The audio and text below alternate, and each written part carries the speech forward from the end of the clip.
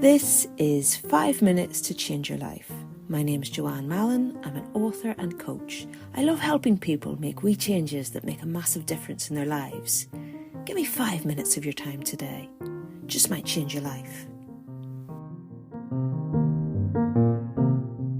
Hey, hello there. What about you? You know, I've mentioned before that one of the things that I like to do for funsies is strength training at the gym. I had a lovely email from a podcast listener recently, and she was telling me that she was going to try a wee bit of strength training herself after hearing me talk about it. I thought that was just brilliant.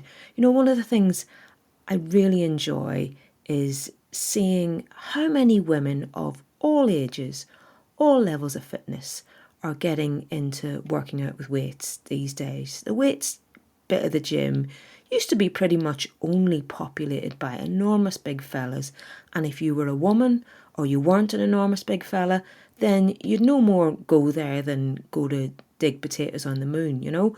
But that has completely changed. I've been doing strength training for, I guess, about 7 years now, and never once have I stepped into the weights area and found myself to be the only woman there. In fact, there's often more women than men there. You know, it's really lovely. It feels like a space that everybody can belong in today. But I do find that sometimes for people who don't do strength training, there's maybe a perception that it's all about how you look, that all we really care about when we're lifting weights is growing them big muscles, getting toned, having a six-pack, all that kind of stuff. But anybody who does strength training will tell you not about that at all. Might start off a wee bit like that. I mean, particularly if you're a woman over 40, because we tend to get into it because as we age, we lose muscle tone, lose bone density, metabolism decreases. You can counteract all of that by working out with weights. So yes, there might be both health and aesthetic reasons why you initially get into it.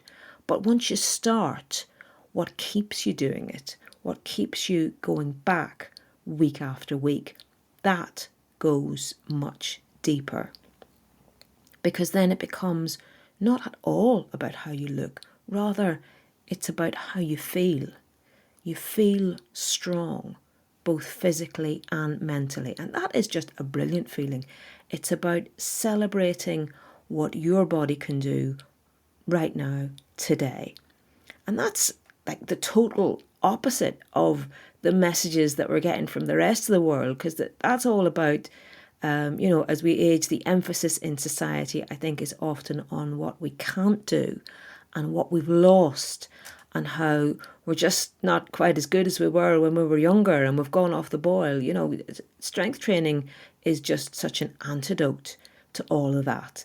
When I'm lifting some big heavy weight, or I'm doing a plank for a long time, or swinging a kettlebell, I do think, well, I'm doing all right now. I'm functioning pretty well. It's about what you can do and not what you can't. And in those moments when I'm feeling happy about what I can do and how strong I feel, I think that what's actually going on there is that I'm falling in love with being alive. It's quite a buzz to fall in love, isn't it?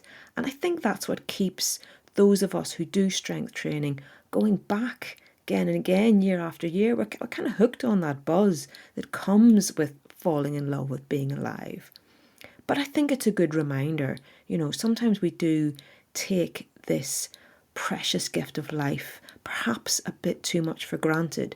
So this week, I just want to encourage you to look for something in your life where you can fall in love with being alive again.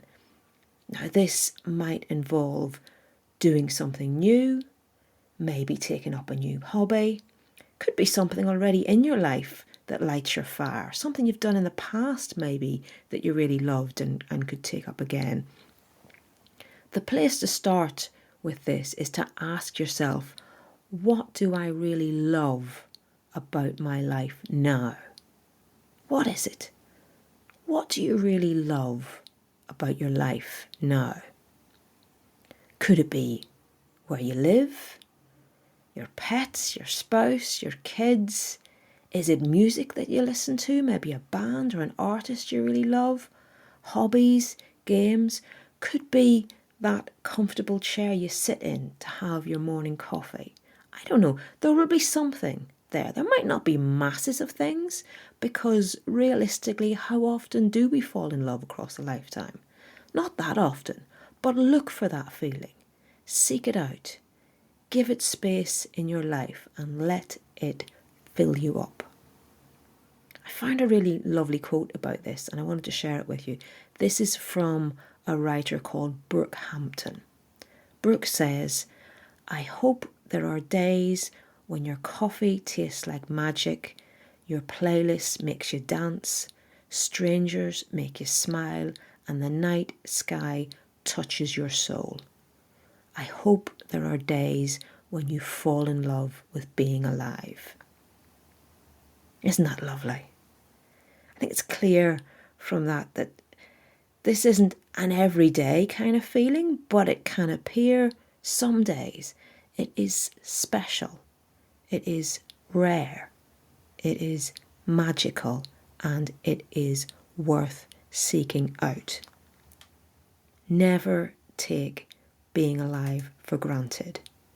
Never take your health and your strength for granted either. So do get in touch. Let me know what your magical, vibrant thing is. Where's the place in your life where you can start to fall in love with being alive again? I'll talk to you soon. Now, as you know, ratings and reviews are always very deeply appreciated, and as are the times when you buy me a coffee on Ko-fi. You'll find the link in the show notes if you want to do that. I'll talk to you soon.